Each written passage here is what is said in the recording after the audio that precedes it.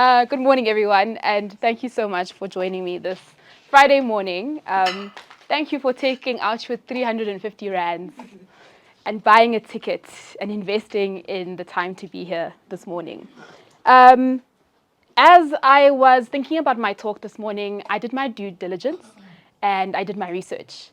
And I looked at the caliber of speakers that have spoken at Marketing Friday. And I was like, head of what? Chief Marketing Group CMO and Yazi, but there were so many amazing and big titles. And I thought to myself, these are people that I look up to in this industry. And I had a conversation with a friend of mine, and I was like, oh, the imposter syndrome is, creeping in. Like, what should I do? Why the hell, as an art director, would I come here and talk to marketers about art direction? Like, I'm just an art director. And she said, you are an award-winning art director at the Independent Agency of the Year, the Ad Focus Medium-Sized Agency of the Year, the Pendoring's top-ranked Agency of the Year. So you're not just an art director. That's it. Oh, okay, but friend, I hear that. I'm going to be speaking to a room filled with suits. Marketers, they want to hear elaborate presentations about the bottom line and marketing strategies and insights. What if I just want to speak about creativity? And she was like, girl, you're doing your master's at the top-rated institution of advertising in creative brand leadership, and you sit on the advisory committee for the Department of Sports, Art and Culture and Inscape. So of course you'd have marketing insights and you'd share something insightful. So I said, okay, friend, I hear you. But what if my angle is about the youth, empowering the young people in advertising and young professionals? And she said, but of course, that's obvious. You're the chairperson of the Lurie's Youth Committee. Why wouldn't you speak to that? So yeah, I'm so grateful to be here today. And I realized, hell yeah, I'm supposed to be here. I'm supposed to be speaking. So yeah, thank you. Please, go ahead. So a little bit about myself. I consider myself a hybrid mind. So one side of my brain is super academic. And this side is very much enthralled by academic frameworks, understanding how things work, how things relate to each other, and these big concepts, how do they come to life? And the other side is very much a creative practitioner. So I operate from a place of intuition. Everything is in my gut, it feels right. And this comes across in the everyday work that I do as an art director. But the sweet spot for me is the intersection of both of them, because it allows me an opportunity to create work that borrows from both sides of my hybridity, and I create work that is insightful, that is true to human beings, and that is rooted in academic excellence. And, my team members here, actually, Tebogo, she's my writer, and one of the biggest methods that we use as a theoretical method when we're creating work is that we want to create work that's always culturally relevant and work that is digitally native. So every time we create work, we operate from this point of view. So what does that mean? In the context of culturally relevant, we want to celebrate local narratives. So brands that do this really well include Netflix. So Netflix strategy with localization, they come into a market, and when they're emerging in the market, they reach out to all of the stakeholders who would be able to create local narratives that speak to the market in itself. Which is why on Netflix right now, Netflix South Africa, you see a lot of homegrown talent and scripts and shows. And then from the perspective of honoring a shared value. So in advertising, we work on human behavior and human insights. This drives a universal way of thinking. So by honoring the shared value, there's certain things that we experience as human beings that whether you're in South Africa or America, there's a commonality. So whether it's love, betrayal, loss, we all have a way of perceiving the world in the same way. But what makes it extra special is when you respect the nuance of culture and context. Lastly, when we look at cultural relevance, we try to dig deep. I saw a tweet that was actually really funny. And somebody was saying, you advertisers are exposing a lot of our cultural secrets in the boardroom. Because, I think he had seen an ad about, Xhosa men going to the bush.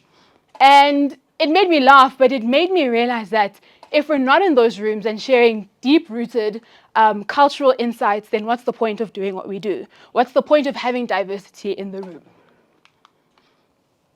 So from a digitally native perspective, I enjoy the idea of creating platform-specific creativity.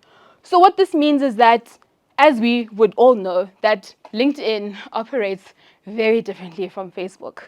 And Instagram operates very differently from TikTok. When you look at the reels on Instagram, they're very polished, very aesthetic. It's all about the vibes. Oh, we're happy over here. And then on TikTok, somebody will trend and the video looks like it was shot in the 90s. And it's a random sound of a gogo saying something hilarious and it literally goes viral. So those two platforms are so different and we need to create from a place of platform specificity. Because when we understand how platforms work, we understand the audience, we understand the behavior of the audience on those platforms, and then we create work that's very relevant. Nothing irritates my partner and I like when a client is like, oh, we just want a carousel that we can post on LinkedIn, on Twitter, on Facebook, because then what's the point? What's the point of being nuanced? What's the point of understanding platforms if we're going to create work that is just so generic? Cool. And then we have this thing and key principle that we call digital, as in like a digital language. So from a visuals perspective, I enjoy the fact that digital has its own visual language. So you guys would know memes, emojis. Actually, how many people are Gen Zs in the room? Oh, I love it. Millennials? Okay, nice. Even you're a millennial, Nico. What am I? You're a baby boomer.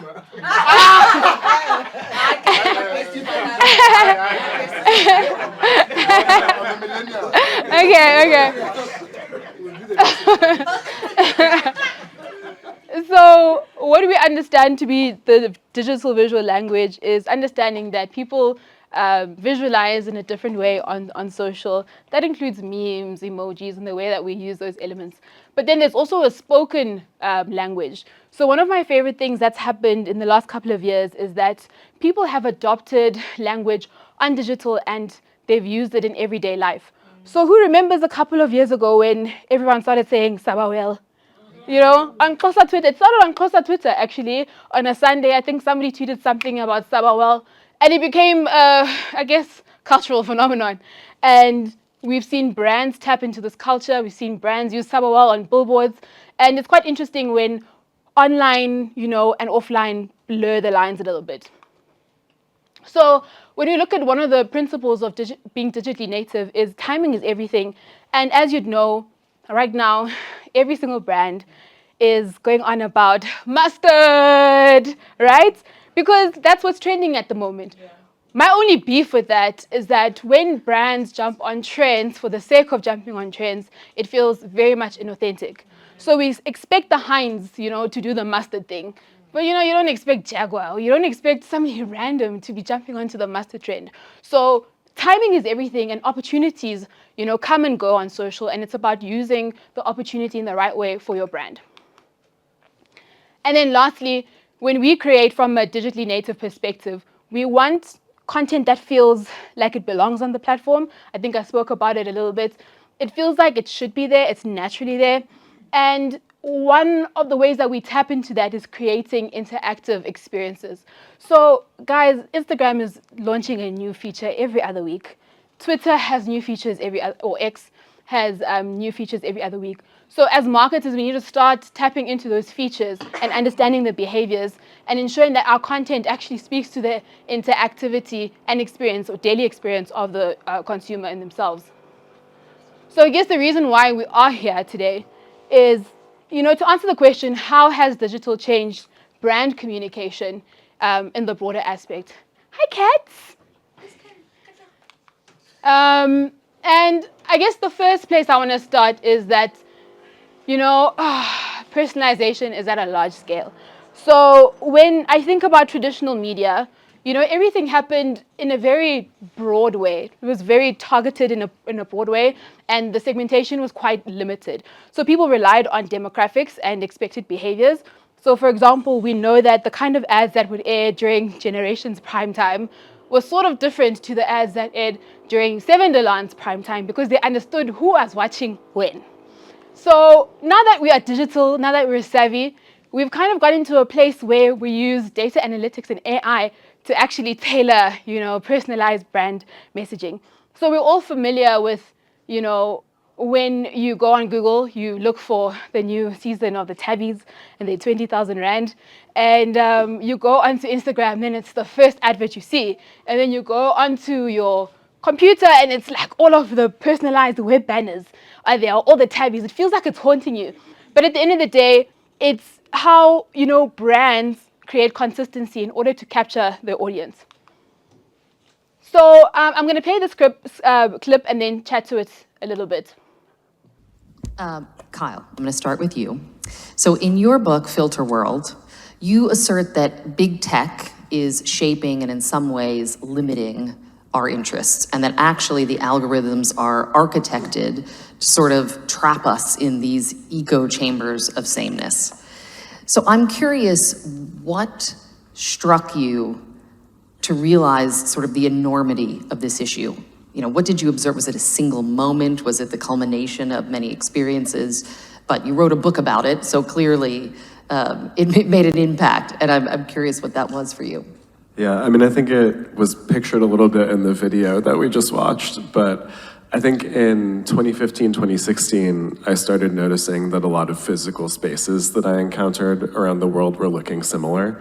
So these were international coffee shops specifically, as well as Airbnbs. But there was this aesthetic you could find wherever you went of mid-century modern furniture and subway tiles and reclaimed wood. And I just became curious about why this particular taste was so aspirational everywhere.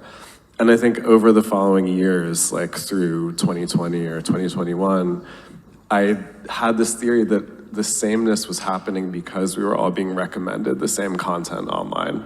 Like over the past decade, billions of people the world over have congregated on these same digital platforms. And just all of these people coming together are moving us toward the same aesthetics and the same kinds of culture. Yeah. Cool. So, who disagrees with that?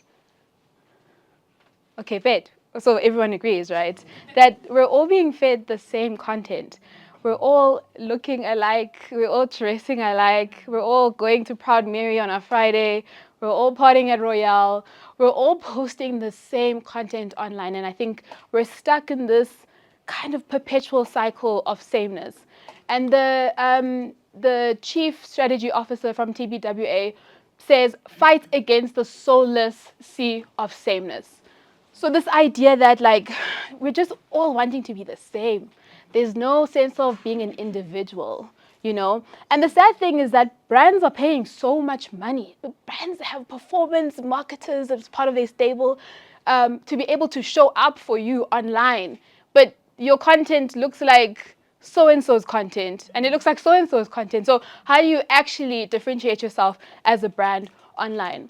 So this idea of soulless sameness, guys, it actually makes my blood tingle a little bit because it reminds us that we're not actually being innovative in the way that we create content because we want to emulate other people. And I guess the point of tension is that we do spend so much money on digital and we all are starting to really look and sound the same.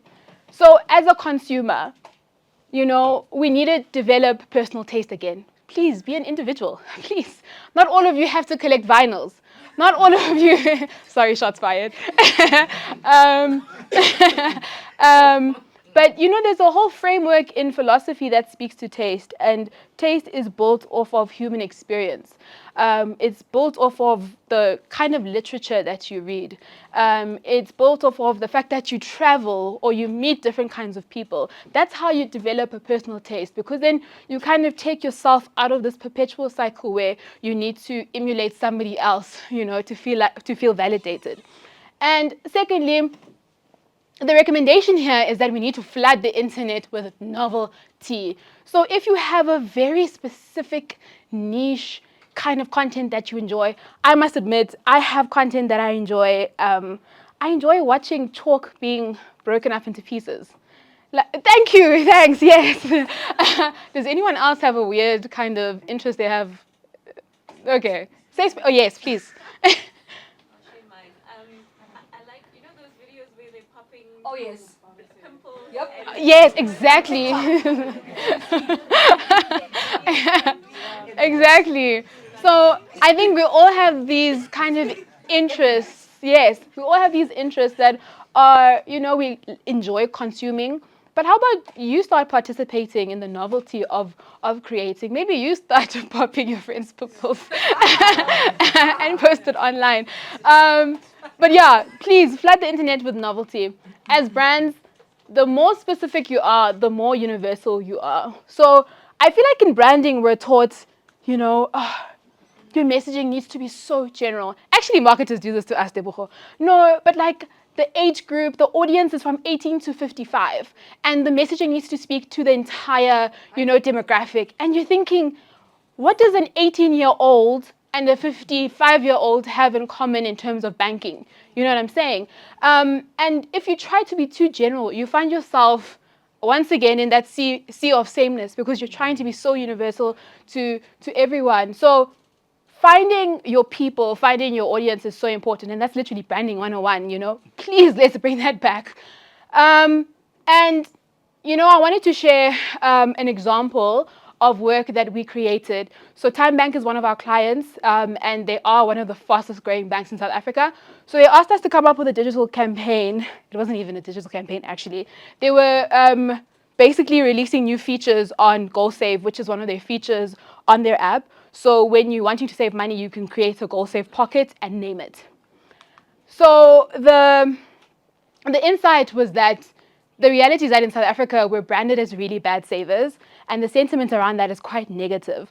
But we wanted to celebrate the fact that saving is so nuanced and so personal to people. And if you don't show the emotion of that deeply personal act, then you lose your audience. So, clients send us a whole bunch of documents that we had to read through and understand, bake in the product is what they love to say. Bake in the product. We want you to call out the 11% interest. We want you to call out this. But we came across this interesting document, which was actually an Excel spreadsheet with about 900,000 names for GoalSave pockets. So when we discovered this, I remember getting like goosebumps, because imagine creating a GoalSave pocket and naming it I Rise Again. Like, imagine what that feels like to put away money towards Mama Unveiling. These are actual names of the gold pockets that GoalSave pockets that we actually picked up from the Excel spreadsheets. Imagine what somebody is going through when they create that gold pocket. So we were so excited to come across this information, and this was obviously data that we were privy to and we were so excited to tap into. So what was initially a post about, we have new features on GoalSave, became this entire campaign around people's actual names. So we called it 1,000,000 Reasons to Save. So find your reason and start saving today with GoalSave. And it was absolutely beautiful. I mean, not to toot my own horn, but yeah, this is some of kind of like the messaging that we had. And I'm sure you've seen some of the billboards on Stanton Drive. And yeah, we were just really excited to tap into the nuance of why people save.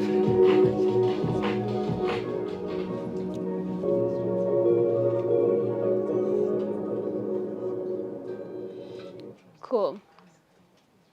Yeah, and I mean, I won't get into the numbers, but it did really, really well. And as a result, thank you. As a result, yeah, we're Forbes Bank of the Year. We're News 24 Bank of the Year, because we understand nuance and we understand people and we understand why people want to save, and that deeply personal act. Cool. The second sort of change that I've perceived is around consumer empowerment. And traditionally, obviously, brands had big control over how they showed up in the market through media buying and PR. And the reality is that now with digital, consumers actually have the power to shape brand perceptions. And, this can range from reviews on Hello Peter to somebody dragging a brand on TikTok and it becoming a wildfire. So, part of my research in my master's, I'm looking at misinformation and how it impacts brand trust amongst Gen Zs in the retail banking space. So I obviously work with a bank, and I thought that would be great, like territory to uncover how Gen Zs think about money. And the difference between misinformation and disinformation is that one is intentional and the other one isn't. So disinformation is actually meant to deceive and to manipulate somebody, whereas misinformation, sometimes is shared without intent. So during COVID, I think a lot of us got a lot of misinformation doing the rounds via WhatsApp. So the reason why misinformation is so difficult to manage and mitigate, especially from a brand point of view, is because it spreads really, really fast. There was actually an MIT study that suggests that fake news spreads 70% faster than real news. And I guess that has to do with the fact that it's very sensational. A lot of the time when you hear fake news, it's a little bit like, ooh, what's the tea? You know what I'm saying? So another issue that people are really battling with in terms of misinformation and disinformation is the fact that the root of this fake news comes from bots and trolls. So, I mean, we live in South Africa, we're very well aware of what trolls look like, but bots is taking it to another level. So these bots emulate human behavior online, and they create and spread misinformation, and it's really difficult for people to actually discern what's real and what's not. And then time is of the essence in terms of misinformation and disinformation, because the reality is that by the time people realize something is misinformation, fake news, disinformation, it's already too late. So how many times have you had a situation where you go online and there's an announcement about a celebrity who passed away and you're like, what? But then it's actually not true, By the time you actually realize that, oh my goodness, it's not true, it's too late. The damage has already been done. And then the last kind of aspect of misinformation and fake news is the fact that it happens a lot of the time on the fringe of the internet, so on the outskirts, on the niche markets. But because it's so sensational and because it spreads so quickly, it then spills into mainstream media. So one day, on the 23rd of April, 2013, the Associated Press tweeted, breaking, 2 explosions in the White House and Barack Obama is injured.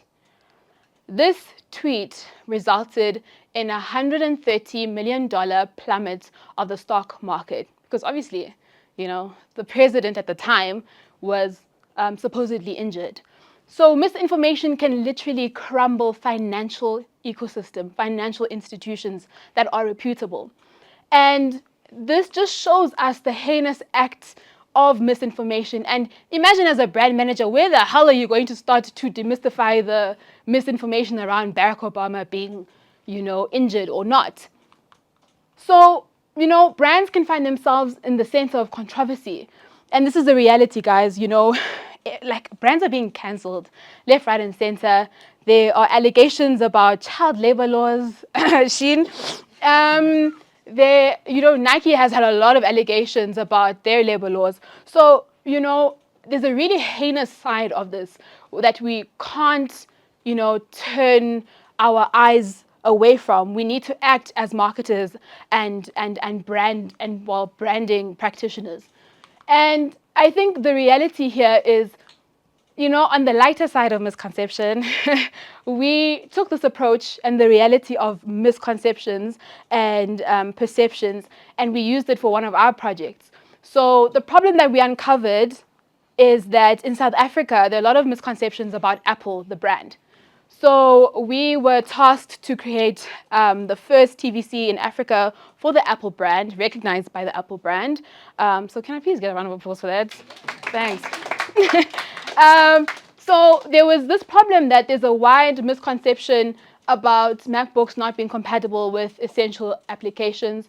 So people that use PCs have this narrative that, MacBook is just really hard to connect to, it's really hard to use, and it's not compatible, and the RAM and the software and so forth. So these myths created barriers for a lot of the consumers that we wanted to tap into. And, the campaign wanted to address this issue by creating a positive showcase of what Mac can actually do. So the idea is that knowing what Mac can do changes everything. Because when you know better, you make better decisions, right? So the line that we came up with was Mac, of course it can. Like, what do you mean? Obviously it can. I mean, a lot of us in the room probably have iPhones, but there are staunch people who believe that it actually can't, And it was easy. Like, we were very, like, blasé about it. We're like, of course, like, Mac can do it. Like, Mac has the RAM. Mac has the capabilities to run any software. Mac has the longevity to be your chosen product. So this is how it came to life. How's it going? Have you noticed how everyone is on Mac? And what they're doing? Unbelievable. Dragging and dropping files just like that. Sending files to each other through the air. Even our corner from legal has one. And another thing, Mac can run an entire Office suite beautifully. I mean, beautifully. It's Mac. Of course it can. I think we spent the rest of the year saying, it's Mac, of course it can. So that was a fun campaign to work on. And I think the takeaway here was that sometimes you have to lead into the controversy. And I'm not talking about like misusing and abusing people as a brand. I'm talking about some of the misconceptions that, can hurt a brand. Sometimes it's fun to lean into. I mean, Chicken Licken had a great campaign where everyone always complains about the salt in the wings and also the price point for the wings. And they created a lovely campaign around, thank you for complaining, and the whole campaign was about people complaining and them thanking them for complaining. And it was quite, on the nose and like funny in that way. So sometimes as a brand, you just have to lean into the controversy. And then, when misinformation or disinformation does happen, respond swiftly with transparency. Audiences know when you are PRing them. People know when you take out that note app on iPhone and you write a statement, they know that you are PRing them. So be transparent as a brand practitioner or a marketer so that people can feel the authenticity of your brand. Okay, and lastly, how, digital has changed brand communication for me is through creative liberation. So traditionally, the strategies were very kind of manual and very guttural, like just intuition. I often laugh with my bosses and I tend to ask them, they talk about the golden age of advertising. And this was the 80s, the 90s, the early 2000s. And I'm like, but how did you guys know when a campaign was successful? And they were like, it's intuition, Sibu. It's intuition. You just know when you hit the nail on the head. And they're also like, oh yeah, and people bought stuff, So when you advertise something, people actually went out and bought it. But, right now in the age of digital, we have so many amazing tools that help us actually forecast, behaviors and identify consumer behaviors through data analysis, which I think is so mind-blowing. Like, to be able to access that kind of data is so imperative. And then we have, automating processes, which I think is amazing. I mean, as an art director myself, being able to use generative AI is such an amazing experience because I don't have to spend 2 weeks trying to create a picture that AI can create for me within a couple of minutes. And then, we live in a time of dynamic ads. And I mean, I spoke to the first point around the sameness. I think here, when you have dynamic ads, you speak to different people in different ways, and you meet them where they're at. And then in terms of content generation, which I've alluded to, that's my favorite part of AI. I'm a visual person. I enjoy being able to craft, videos through a prompt and to create images through a prompt, whereas I'd sit for hours and create images. So I'm really excited about this liberation of creatives, that we don't have to, sit there and just, hate ourselves right before a presentation and actually automate some of our experiences. So I'm going to share a talk. This is the CEO of OpenAI. So they create ChatGPT, Sora, DALL-E. And she's chatting to David Droga from the Droga 5. And he's the CEO of Accenture Song. We've had these technologies not for very long. These powerful large language models, it's just been, a couple of years since they entered the public sphere. The research sort of jumped into the public sphere through products, APIs, or, products like ChatGPT. And it's amazing what the trajectory of this technology looks like right now, where things are progressing really, really fast, but they're also coming to the public at a pretty fast speed and very broadly. So it's not just in the hands of very few, which is what typically happens when you have a new technology. Yeah. It's fascinating, though, because the creative side of things isn't really emerging as much in our industry yet, because of obviously there's still copyright and trademark and all that sort of stuff. But I'm seeing majority, there's a huge amount of this within our company. A lot of clients, because of the scale of Accenture and Song, but majority of it, this early stage, when they talk about Gen AI and such, is very much about sort of efficiencies and productivity, Right. which is the low-hanging fruit. Necessary, and to be competitive, you have to have that. But I do see, which is the thing that scares me, is a lot of clients who haven't really grasped the future of it. I just look at it for, I'll never have to pay a copywriter again, or I'll never have to pay a photographer again, and that's where, again, that's not your problem. That's our job as creators, is to sort of find the counterbalance between what is still worth paying for and relevant. I still advocate that the very best of what we represent, there's never been a more important time for it and for a premium for it, because when everyone has access to this, it's going to sort of bring best practices to everybody. Right. But then when everybody is doing best practices, nobody is doing it. Does that make sense? Yeah, I think in some way it is a shared responsibility when we talk about, whose problem it is.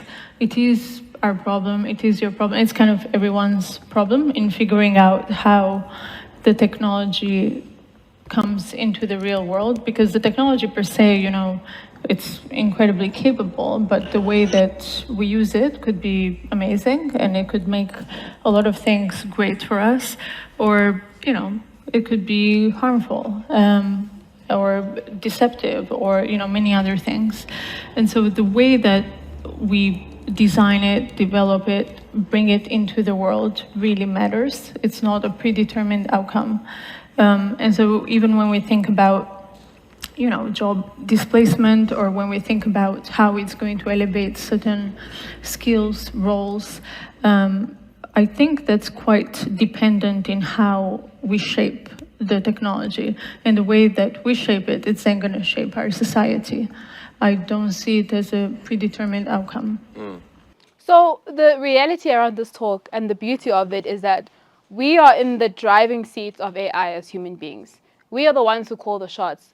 So as people who engage with AI, on a day-to-day basis, we're not, bystanders, critical, so afraid for our jobs. We're actually partaking in the creativity of AI. So Droga says AI is a powerful tool, but it must serve human creativity, not dictate it. And that's the beauty of creating tools. He speaks about the fact that when cameras were initially launched, only chemists used cameras. Like, imagine that. Until there came a time where, that tool was open to the public and people could actually, take photos themselves. So by creating this perception that, all developmental tools are bad, hinders you in a lot of ways. So I'm of the same view. AI could never take my job, because the things that I do, the human experience that I have, my ability to connect with people can never be replicated by a machine. It can learn aspects of it because it's driven by human beings. And the beautiful thing that, the CEO of OpenAI mentions is that we co-create this tool. It's based on how we shape the technology. The technology does not dictate how we interact with it. And a big part of it as well, I know everyone is afraid that we're going to be overrun by robots. She says that at every stage of the technology being developed, there are safety measures. They don't think about the safety measures afterwards. The only thing that they can't forecast is the risk. So because you can't mitigate that in a room full of scientists, it has to go out into the world. So people have to use it, people have to misuse it, people have to abuse it, people have to create good things so that they can know what risks to take and how to mitigate those risks. I hope that makes sense. So in this instance, we were asked to create work for Newsroom Africa. So they were celebrating 5 years of broadcasting, and their whole thing is that they're very credible and independent and Black owned. And the insight that we found is that when you actually take the logo of Newsroom and swap it around, it tells a linear story about getting a story from A to Z, the full story. So this is sort of the storytelling that we uncovered with our idea. And I'll play this case study. Newsroom Africa launched 5 years ago as a new voice in the South African media landscape, committed to delivering news without any political ties. To celebrate their 5th birthday, we were briefed on creating a campaign that would encapsulate the breadth and depth of Newsroom Africa's reporting. Introducing, celebrating 5 years of news from A to Z. We centered the campaign around the concept of A to Z, highlighting the scope of Newsroom Africa's coverage. The letters A and Z were used to creatively play on our logo, while also symbolizing the extensive range of headlines covered over 5 years. Chief Justice Raymond Zondo expected to submit the final part of the Zondo Commission report. The residents in Zeerust, they've barricaded the N4 highway over the lack of service delivery. How do we bring the campaign to life? We looked to AI tools to amplify the campaign by generating motion graphic designs that were both visually striking and meaningful. The letters A and Z were not merely static. They were dynamically designed with imagery that represented the news stories covered by the channel. For example, the letter Z featured an animation of Chief Justice Zondo walking, symbolizing the in-depth coverage of the Zondo report. When photography was unavailable, AI played a role in generating photorealistic images that captured the essence of the story, such as scenes of debris and damaged buildings in the Alberton earthquake scenario. Celebrating 5 years of news from A to Z was a well-received campaign that showed the resilience and in-depth reporting of Newsroom throughout the 5 years of being on air.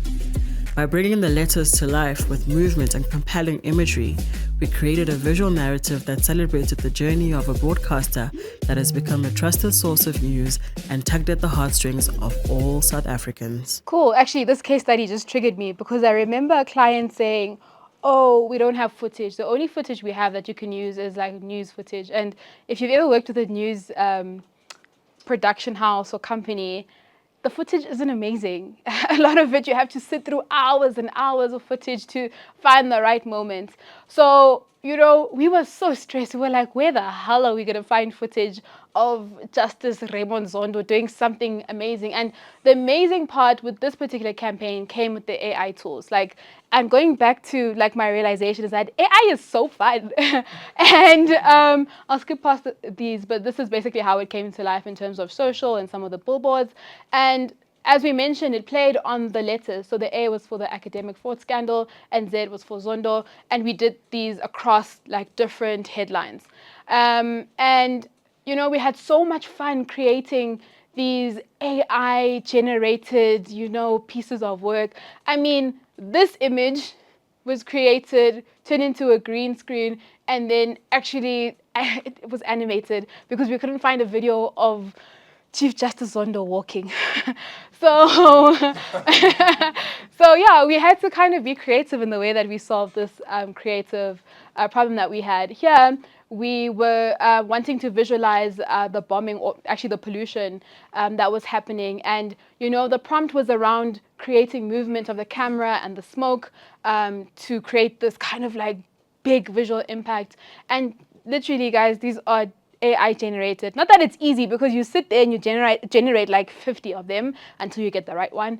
But it's a great starting point for somebody who wants to visualize something without having to call it 3D modeler, you know. So another one was the Zambia cholera outbreak. These little elements over here, the bacteria, was actually created with AI to tell the full scope of the story. So we had so much fun creating these little visuals and to bring the story to life. I mean, I won't belabor the point, but yeah, these are AI generated. And I mean, we had the conversation around, cool, is it ethical to use AI images when speaking to, a news site? It's supposed to be authentic. It's supposed to be visuals that are real. And because we were trying to tell a story about the depth and the width of the coverage, we thought, yes, we actually have free creative reign to be able to bring the story to life. Now, if we were reporting about a specific story and we used AI-generated images, that I think would be a bit of an ethical issue. So it's important then to consider that from an ethical standpoint. And then lastly, we worked with a blue chip brand, Anglo-American. So, they came to us. They have this legacy competition called Plat Africa, and it's been going on for 25 years. And these jewelers, it's basically a CSI project. These jewelers get platinum and they create these amazing pieces of jewelry and work through the sponsor of Anglo-American. So they wanted almost like a digital campaign to bring this campaign to life, or this competition to life rather. And yeah, like we created a content rollout strategy. And the insight here was that we wanted to demonstrate the transformative nature of platinum. So when you think about platinum, you think about mine, you think about a very dark, historical context. You think about, rocks. And we were like, actually, there's so much beauty in platinum being able to go from raw to radiance. So that was the sentiment that we wanted to get across. And of course, we used AI to bring this to life because, we don't need 3D modelers anymore. We can do it ourselves. So yeah, we basically just wanted to tell the story of how, the platinum actually evolves from when it becomes a rock to its liquid form, to how it affects communities, to how then it becomes this beautiful piece of jewelry that the actual competition, seeks to celebrate. Yeah, we just really wanted to create an opportunity for this competition to feel premium, to feel like Anglo, but also to pay true homage to the actual contents that they use. Those guys sit there for hours polishing platinum, so we wanted that to come to life. And we also thought that maybe talkability, and I know the big craze is fake out of home, but we thought maybe there's a great opportunity to add in some CGI effects and to get this topic trending, and we created this video to announce the actual competition. So as you can see, the platinum is basically just taking over the Anglo building in Sandton. So from an engagement perspective and results perspective, this also did really well. I mean, I won't get into the numbers, but I mean, that 23,000 looks kind of sexy. I'm not going to lie. But yeah, I mean, at the end of the day, when we do create, I mean, as creatives, we create from a really kind of intuitive place. Some things feel right, some things don't. And then when you get engagement like this and results like this, it's like, damn, I knew it. My intuition was right. So it's lovely to be able to create, but then to also back it up for our marketers in the room that want a bottom line and a return on marketing investment. So we were really excited about this particular project. And I guess the sentiment for this entire talk is, creativity is intelligence having fun. And there's nothing I can't stand more than people that want to box creatives. We are everything. We are every woman, as Whitney Houston said. But yeah, you can be intelligent, you can be fun, you can be crazy, innovative.